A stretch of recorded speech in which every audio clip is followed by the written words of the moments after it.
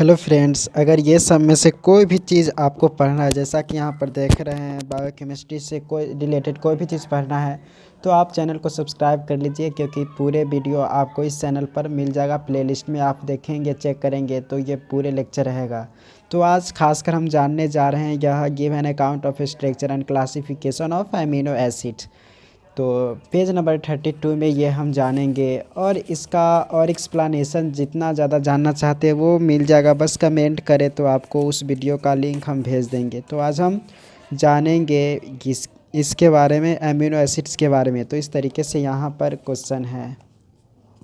तो इस तरीके से क्वेश्चन किसी भी तरीक़ा से पूछा जा सकता है एग्ज़ाम में, जैसा कि ये 3 तरीका दिया हुआ है। तो एक पहला है कि give an account of structure and classification of amino acids, या give an account of amino acids biosynthesis, या describe the classification function of amino acids. What do you know about essential, semi essential and non essential amino acids. तो इस तरीके से question आएगा। तो हम पहले यहाँ पर जनरली इंट्रोडक्शन देखेंगे और अमीनो एसिड से रिलेटेड पूरी बातें हम यहाँ पर जानेंगे। तो इंट्रोडक्शन में हम जानते हैं अमीनो एसिड्स का सिंपल स्ट्रक्चर ये होता है, देख रहे हैं जैसा कि यहाँ पर। तो ये अमीनो एसिड्स का जनरल फार्मूला है। तो यहाँ पर NH2 ग्रुप एक रहता है, एक अमीनो ग्रुप रहता है, एक COOH ग्रुप यहाँ पर है। तो इस तरीके के ये हो गया अमीनो एसिड्स, क्योंकि एक NH2 ग्रुप और एक COOH ग्रुप और हाइड्रोजन, ये तीनों का रहना कंपलसरी है। R के बदला पर यहाँ पर कोई भी चीज़ हो सकता है। तो ये अमीनो एसिड्स का फार्मूला देख रहे हैं और ये होता है। अब इसी के बारे में लिखा हुआ है, तो ये जनरल बातें लिख सकते हैं कि amino acids are colourless, crystalline, water soluble and aminated organic acid formed of carbon, hydrogen, oxygen, nitrogen and sulfur. In sum, there are about 200 amino acids in cells and tissue, but only 20 amino acids serve as building blocks of protein. केवल 20 amino acid ही protein को बनाता है। ये सब आसान लिखा हुआ है इजी लैंग्वेज में, इसीलिए यहाँ पर डायरेक्ट पढ़ेंगे तो समझ में आ जाएगा, ध्यान से सुनेंगे। तो rest are called non protein amino acid. जो 20 अमीनो एसिड बनाता है प्रोटीन को वही कहलाता है प्रोटीन अमीनो एसिड। बाद बाकी अदर जितने भी है उसको हम नॉन अमीनो एसिड कहते हैं, जो कि नॉन प्रोटीन अमीनो एसिड कहते हैं जो प्रोटीन को नहीं बनाता है। Non protein amino acids occur either in free or in combined form in cell but never in protein। वह कभी प्रोटीन में नहीं होते जो नॉन प्रोटीन अमीनो एसिड्स होते। तो ये इंट्रोडक्शन है, आसानी से समझ रहे हैं हम लोग। ईच प्रोटीन अमीनो एसिड जो होते हैं, जो प्रोटीन को बनाता है उसी को प्रोटीन अमीनो एसिड कहते हैं। इस form by the linking of acidic carboxyl group, यानी कि एक COOH ग्रुप रहता है, अब बेसिक अमीनो ग्रुप रहता है यानी कि NH2 रहता है, एंड हाइड्रोजन आइटम रहता है। तो ये तीनों का रहना ज़रूरी है, जैसा कि बताया है हमने पहले। और ये तीनों तो रहता है, ये to a common central carbon item known as carbon, मतलब यही कार्बन आइटम से ये तीनों जुड़े रहते हैं। द फोर्थ पोजीशन वेरिएबल, यहाँ पर जो R है यही वेरी करता है, यही कुछ भी हो सकता है। The group here is called side chain and represented by R group. Accordingly amino acids are represented by general formula. तो ये जनरल फार्मूला है, तो ध्यान रखना है। एक C ग्रुप रहेगा, एक NH2, एक COOH, और ये R साइड ग्रुप है जो कि यही चेंज करता है। फिर आगे है कि the amino group NH2 is responsible for basic property, whereas जो कार्बोक्सिल ग्रुप है यह जो रिस्पॉन्सिबल होता है एसिडिक प्रॉपर्टीज़ के लिए। Hence amino acids are amphoteric in nature होते हैं, due to presence of both amino acids as well as carboxyl groups. These exist mainly as ion and carry both positive charge on the, ये दोनों positive charge भी करता है and negative charge on the acidic part पर होता है। Such ions are described as dipolar and are called zwitter ion, इसी को कहते हैं क्योंकि इस पर पॉजिटिव भी चार्ज होते हैं और निगेटिव भी चार्ज होने के कारण इसको हम ज्विटर आयन भी कहते हैं। Amino acids and proteins move in electrical field amino acids and protein, यह इलेक्ट्रिक फील्ड की तरफ मूव करता है। तो it is evidenced during their separation by electrophoresis के द्वारा इसको अलग किया जाता है। तो ये सब इंट्रोडक्शन में लिखना है। उसके बाद है अमीनो एसिड्स के बारे में कुछ और बात कि यहाँ पर the chemical nature of R group different amino acid, यानी कि अगर आर ग्रुप डिफरेंट होगा for different amino acids, the simplest and smallest amino acid जो होता है वह ग्लाइसिन होता है। ग्लाइसिन पर सिंपल होता है आर इज सिंपली हाइड्रोजन, केवल जो यहाँ पर आर है इस आर वाला जगह पर अगर केवल हाइड्रोजन आ जाएगा तो इसका नाम हो जाएगा ग्लाइसिन। वहीं पर CH3 इस आर के बदला आ जाएगा तो एलानिन हो जाएगा। तो यही खाली वैरी करता है। तो यही यहाँ पर लिखा हुआ है कि अगर वहीं पर है यहाँ पर जैसे कि आर अगर CH3 हो जाएगा तो अमीनो एसिड जो हो जाएगा वह एलिनिन फॉर्म्ड हो जाएगा, और वहीं पर फिर आर के बदला पर CH2OH हो जाएगा तो इसका सेरिन नाम हो जाएगा। तो ऐसे ही आसान है। तो name of all 20 protein amino acids का ये नाम है। 20 अमीनो एसिड जो प्रोटीन बनाने में मदद होता है तो इसका नाम ध्यान रख लेंगे, जैसा कि एलानिन हो गया, वैलिन हो गया, ल्यूसिन हो गया, फिर आइसोल्यूसिन हो गया, मिथायोनिन हो गया, प्रोलिन हो गया, ट्रिप्टोफन हो गया, फिर फिनाइल एलिनिन हो गया, ग्लाइसिन हो गया, glutamine, cysteine, serine, threonine, asparagine, tyrosine, arginine, histidine, lysine, aspartic acid, glutamic acid. तो ये 20 जो प्रोटीन बनाने में मदद होता है तो ये 20 अमीनो एसिड है। तो नाम किसी भी तरीक़ा से कोशिश कीजिए याद करने का, जो 20 अमीनो एसिड्स है। Besides 20 amino acids commonly occurring in protein में यह जनरल होता है। अनोदर अमीनो एसिड नेम जैसे हो गया selenocysteine is also found in certain enzyme and protein में वे होते हैं कुछ जैसे ग्लूटाथायोन पर ऑक्सीडेज, फिर thioredoxin reductase. Selenocysteine contains the trace element selenium in place of sulphur atom of cysteine. Cysteine में सल्फर एटम की जगह पर अगर सेलेनियम हो जाता है तो इसी का नाम सेलेनोसिस्टीन हो जाता है। तो ये तो आसान इंट्रोडक्शन के बारे में इतना बात था। अब क्लासिफिकेशन देखते हैं। क्लासिफिकेशन इसको अलग अलग तरीके से किया जाता है अमीनो एसिड्स का। तो यहाँ पर देख रहे हैं क्लासिफिकेशन ऑफ अमीनो एसिड। तो there are different ways of classifying the amino acids based on the structure and chemical nature हो गया, फिर nutritional requirement, metabolic fate ETC के आधार पर अमीनो एसिड के अलग अलग भाग होते। तो यहाँ पर जैसा कि देख रहे हैं कि amino acids classify on the basis of structure के अगर हिसाब से, अगर स्ट्रक्चर के बेसिस पर अगर हम अमीनो एसिड्स को डिवाइड करते हैं तो इसमें आ जाता है कि a comprehensive classification of amino acids is based on their structure and chemical nature. 20 amino acids found in protein are divided into 7 distinct groups.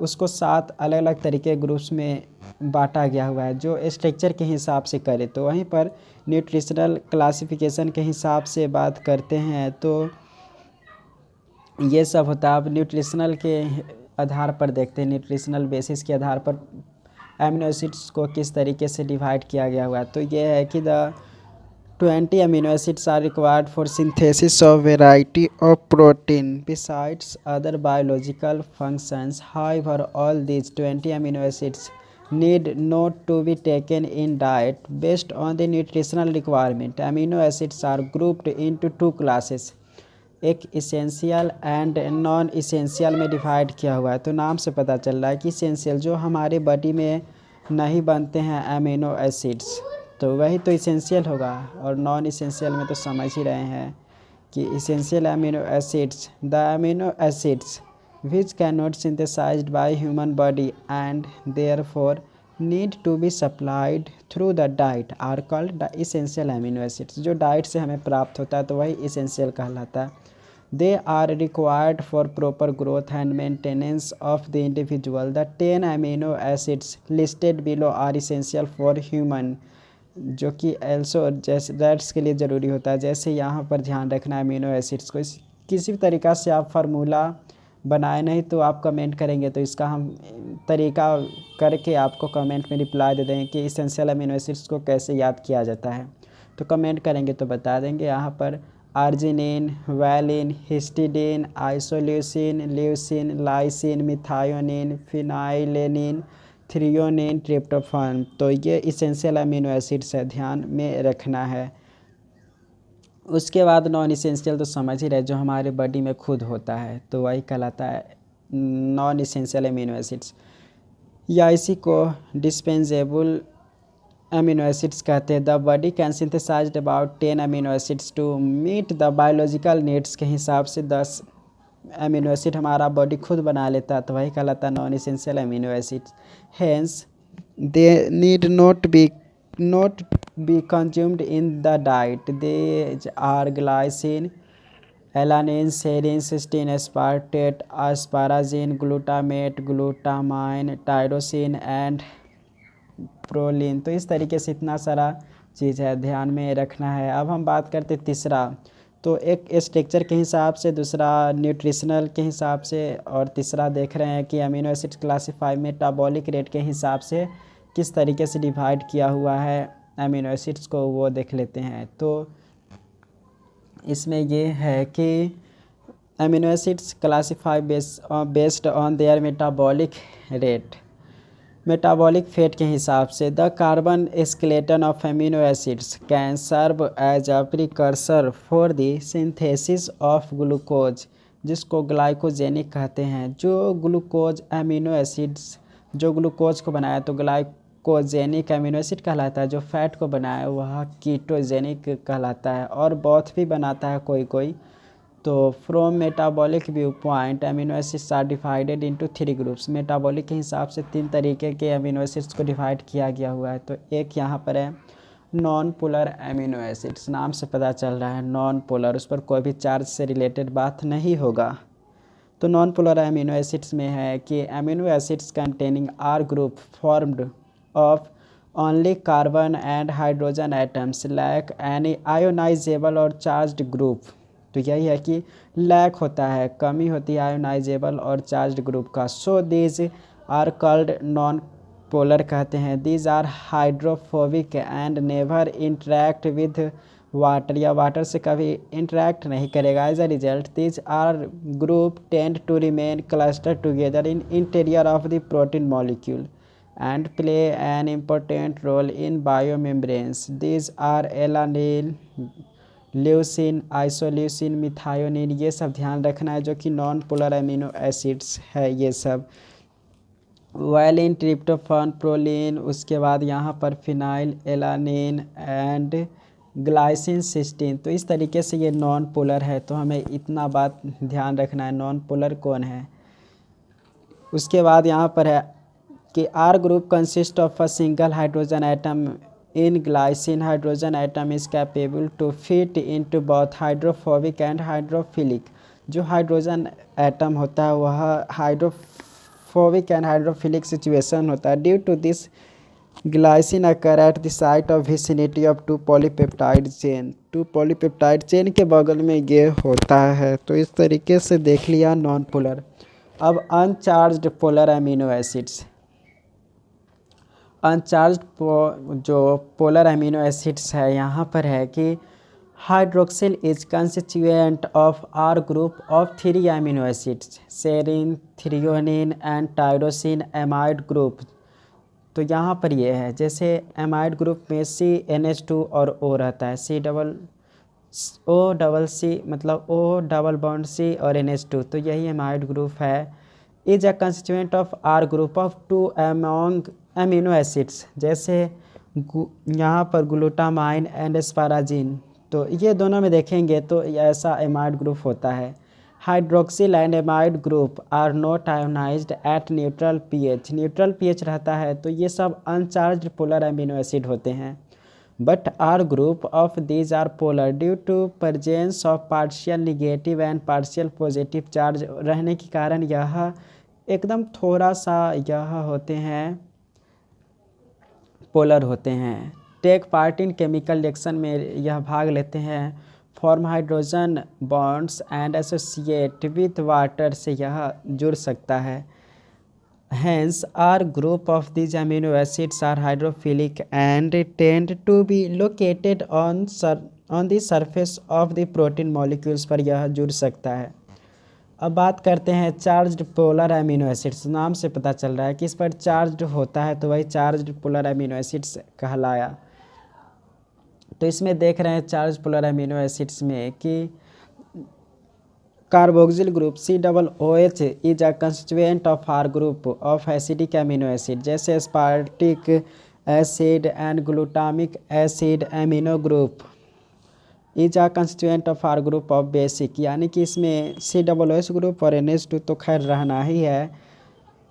और इसी में यहाँ पर arginine, histidine, lysine both carboxyl and amino groups make their R group positive बना देता है and negative charge respectively बनाता है। Hence their side chain become highly polar and hydrophilic होते हैं। This participate readily in chemical reaction by forming ionic bond and remain on the surface of protein molecules पर ये होते हैं। तो इस तरीके से यहाँ पर चार्ज्ड सिर्फ एग्जाम्पल इम्पोर्टेंट एग्जाम्पल याद रखेंगे तो इसके बारे में लिखना बहुत आसान हो जाएगा। एमिनो एसिड्स का फंक्शन देख लेते हैं, यह क्या क्या कार्य करते हैं फॉर्मेशन ऑफ एमिनो एसिड में। तो फॉर्मेशन ऑफ एमिनो एसिड जैसा कि यहाँ पर है कि एक तो प्रोटीन बनाता है, फिर है कि यह फॉर्मेशन ऑफ एंटीबायोटिक्स का भी फॉर्मेशन करता है, उसके बाद है फॉर्मेशन ऑफ अदर कंपाउंड्स को बनाता है, फिर फॉर्मेशन ऑफ इनके फैलेंस को भी यह फॉर्मेशन करता है। तो इस तरीके से इतना सारा फॉर्मेशन वर्क है, फंक्शन है।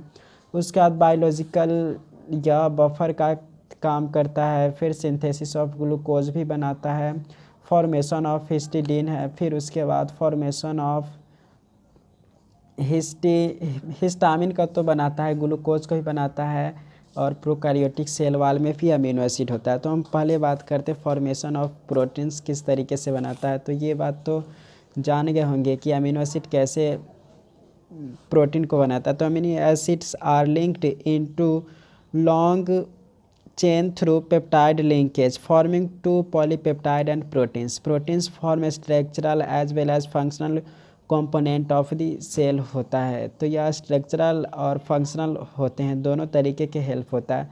अब एंटीबायोटिक्स किस तरीके से बनाता है अमीनो एसिड्स। तो non protein amino acids are component of antibiotics. जो नॉन प्रोटीन होते हैं वही कहलाता है ये antibiotics component. Formation of other compounds. Some amino acids give rise to other compounds such जैसे कि टायरोसिन।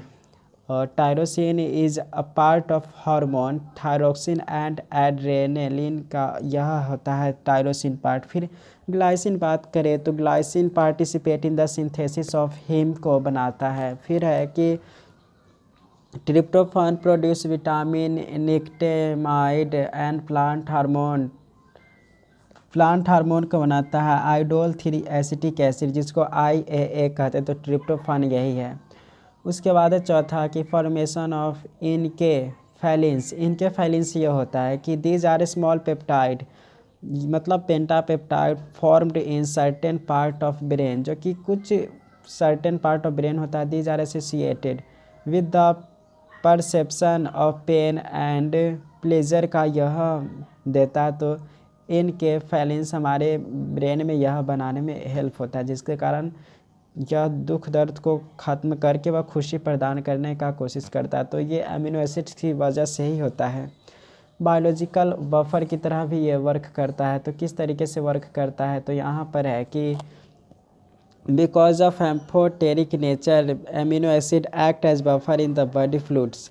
बफर मतलब होता ही है कि pH को मेंटेन करना। अगर ज़्यादा pH मान हुआ तो उसको कम करता है, कम होता है तो ज़्यादा करता है। तो ये बफर की तरह वर्क करते हैं। The maintain pH either by donating hydrogen ion where pH increase और accepting hydrogen ion when pH falls। जब pH कम होता है तो यह हाइड्रोजन आयन को एक्सेप्ट कर लेता है। ग्लूकोज को किस तरीके से बनाता है, तो when glucose level in blood comes down, जब कम होने लगता है ग्लूकोज ब्लड में, तो glucose synthesized from amino acids in the hepatic cell, hepatic cell में यह बनने लगता है, ग्लूकोज को बनाने लगता है हिपैटिक सेल में, मतलब एक लीवर में। दिस इज़ कॉल्ड ग्लूकोजी, मतलब ग्लूकोनियोजेनेसिस कहलाता है। फॉर्मेशन ऑफ हिस्टामिन, किस तरीके से हिस्टामिन को बनाता है, तो amines in the body are derived, जो होते हैं in some amino acids by loss of carboxyl group. For example, जैसे ही अगर कार्बोक्सिल ग्रुप लॉस होता है तो वह हिस्टामिन बनाने में मदद करता है। जैसे histamine is a derived from amino acid, histidine से यह आया।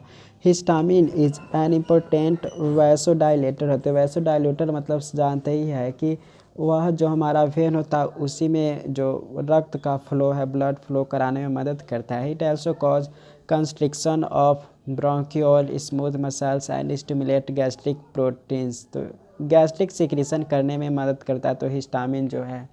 उसके बाद है कि यहाँ प्रोकैरियोटिक सेल वाल, तो some peptide are components of peptidoglycans which form bacterial cell wall. तो इस तरीके से ये एमिनो एसिड्स के बारे में इतनी बातें जान लिए। तो इस तरीक़ा से जूलॉजी पढ़ने के लिए या बायोकेमिस्ट्री पढ़ने के लिए मेरे चैनल को ज़रूर सब्सक्राइब करें, क्योंकि प्लेलिस्ट में पूरा बात लगभग शामिल है। तो अब मिलते हैं हम नेक्स्ट लेक्चर में, तो ऐसे ही पढ़ते रहिए और शुक्रिया देखने के लिए।